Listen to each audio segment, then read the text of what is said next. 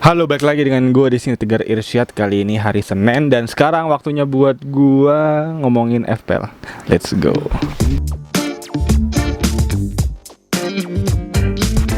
Oke, jadi kali ini hari Senin dimana di pertengahan game week 15 dan game week 16, yang dimana hari ini adalah Boxing Day, yang nanti malam akan dilaksanakan lagi pertandingan untuk di game week ke-16. Dan untuk itu langsung aja gue bawakan untuk review serta tim selection dan captain pick untuk di game week ke-16. Jadi langsung aja untuk review tim gue kali ini, dimana tim ini merupakan salah satu the paling the worst di game week di FPL selama gue main di musim ini tentunya. Dimana poin gue untuk di game week ke-15 adalah 24 poin dan itu merupakan salah satu poin yang paling buruk sejauh ini selama gue main FPL. Dan dari 2 game week terakhir, peringkat gue turun dari overall rating 900 ribuan, sekarang berada di angka 1,8 juta. Dan juga ada banyak plus dan minusnya dari game week ke-15 kemarin, yang dimana plusnya adalah ada beberapa pemain gue yang berhasil sembuh. Diantaranya ada James, pemain Chelsea, dia bisa main lagi. Dan plusnya lagi ada Maupay yang setelah sekian lama akhirnya mencetak gol lagi. 1 gol, lumayan.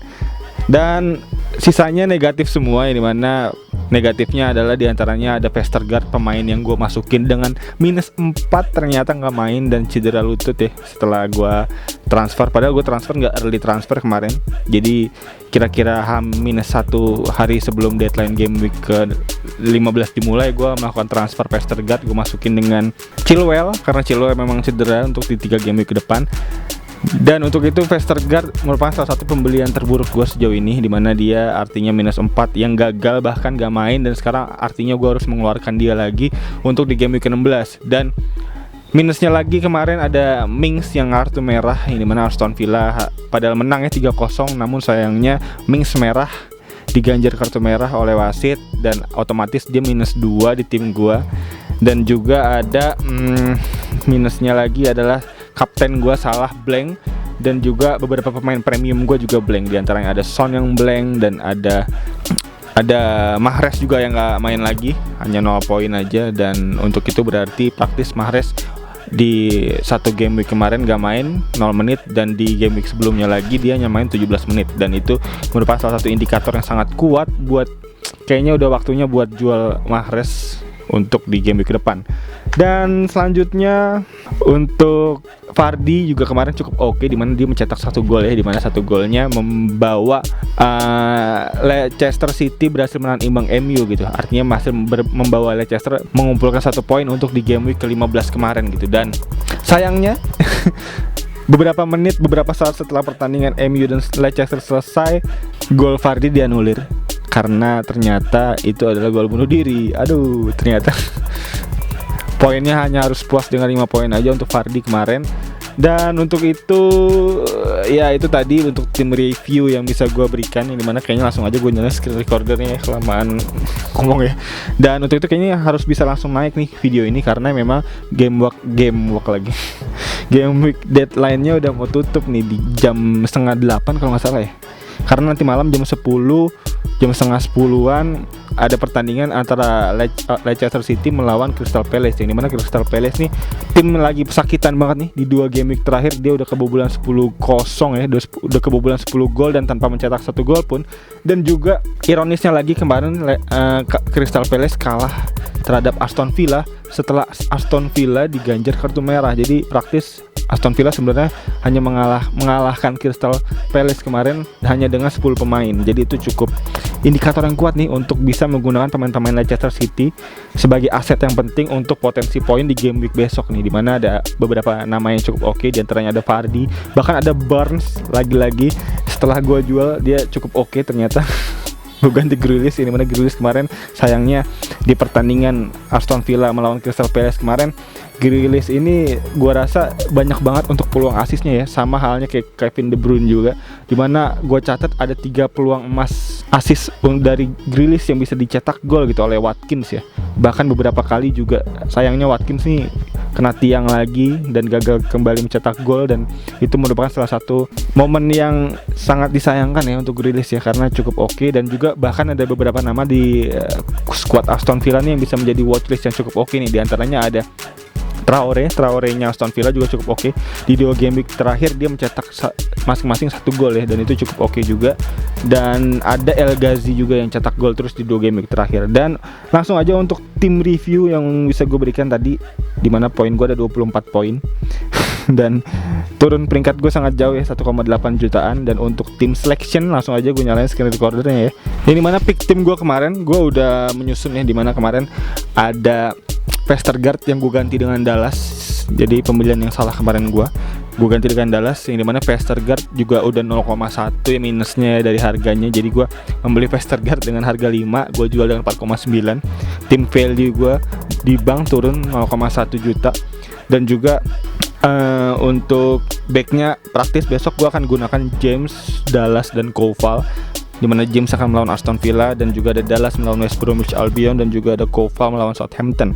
Yang dimana James ini kayaknya untuk formnya gue bilang cukup jelek ya untuk Chelsea ya, dimana Chelsea di 2 game terakhir kayaknya agak mengalami kesulitan dari segi performanya. Dan juga kemarin Chelsea kalah dari Arsenal 3-0, dan itu merupakan salah satu indikator juga kayaknya Chelsea nggak bisa berbuat banyak di game week ke depan. Jadi untuk potensi poinnya juga cukup kecil gue rasa untuk dari squad Chelsea ini.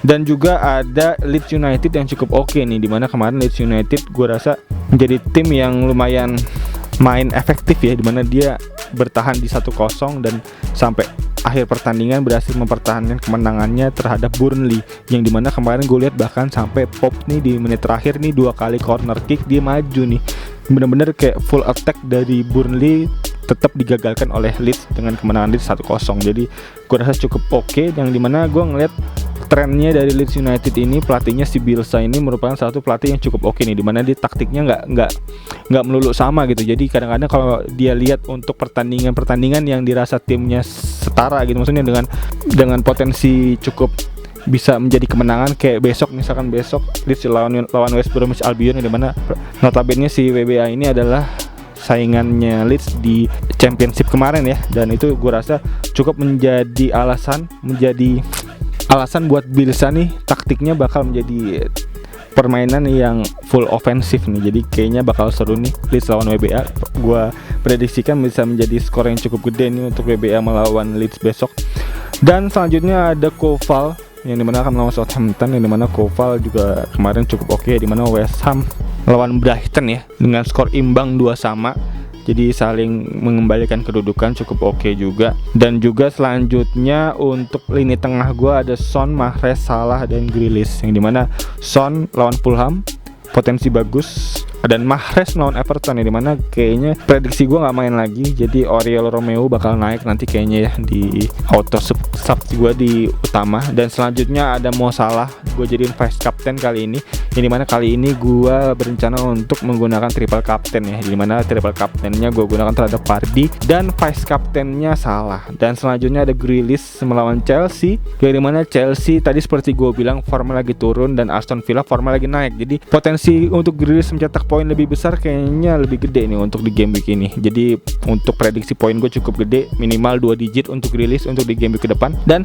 untuk di lini depan gue kali ini ada Maupay, Vardy, dan Calvert-Lewin. Seperti biasa Maupay masih menjadi lini depan gue, karena memang ternyata kemarin ada kesalahan transfer gue di lini belakang, jadi gue harus perbaikin dulu lini belakang gue. Dan untuk lini depan gue pertahankan Maupay karena memang kemarin juga baru mencetak gol ya setelah sekian lama, jadi kayaknya mesti gue kasih kepercayaan lagi lah untuk di game week ke depan lagi. Dan untuk itu Maupay masih berada di squad gue kali ini yang akan melawan Arsenal di game week ke-16. Dan selanjutnya ada Vardy yang akan gue jadiin triple captain seperti yang tadi gue bilang, yang dimana proyeksi gue kenapa Vardy bisa jadi triple captain adalah karena memang untuk di 2 game week terakhir, bahkan di seluruh musim ini, untuk goal expected paling besar ada di Vardy dengan 12 gol. Dan juga dari satu pertandingan terakhir juga cukup oke Vardy dengan satu golnya, tapi sayangnya dianulir jadi berupa assist saja. Dan Vardy juga akan melawan Crystal Palace, yang dimana Crystal Palace untuk formnya lagi turun, sangat-sangat turun, lagi terjun payung, lagi masuk jurang, yang dimana setelah kekalahan Crystal Palace terhadap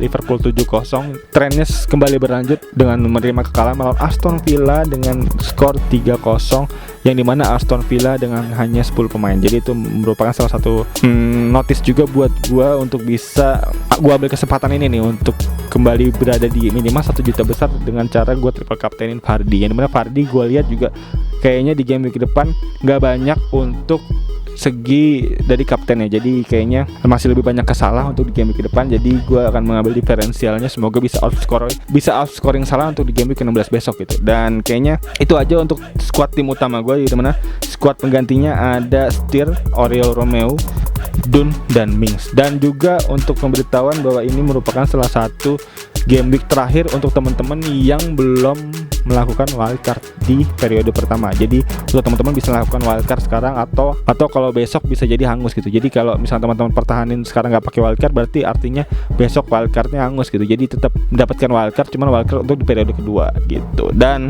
ya kayaknya itu aja untuk tim selection gue. Dan untuk captain picks tadi seperti gue bilang, untuk pilihan kapten bisa ada Vardy untuk yang pertama menurut gue, dan juga yang kedua ada Mo Salah, dan ketiga ada Bruno, dan keempat mungkin Son ya. Itu bisa jadi pisah pilihan melawan Fulham, atau bahkan Kane bisa juga antara 5 nama tadi. Vardy, Salah, Bruno, Son, Kane. Dan berikut untuk tim selection, tim review, serta captain picks untuk di game week ke-16. Semoga bermanfaat tentunya, semoga gacor, dan semoga bisa jadi titik balik untuk tim gua dari mengalami poin-poin buruk di 2 game week terakhir. Dan juga semoga menjadi informasi menarik untuk teman-teman semua dalam mengarungi game week ke-16 ini. Dan kayaknya itu aja. Sekali lagi thank you banget udah nonton. Dan untuk teman-teman yang punya pertanyaan tentunya bisa langsung nanya aja di kolom komentar di bawah, nanti bisa gue jawab semampunya seperti biasa. Dan juga untuk teman-teman yang baru nonton, bisa langsung klik tombol like, subscribe, dan lonceng ada di bawah agar teman-teman gak ketinggalan video-video seputar sepak bola dan fantasi Premier League lainnya dari channel ini. Dan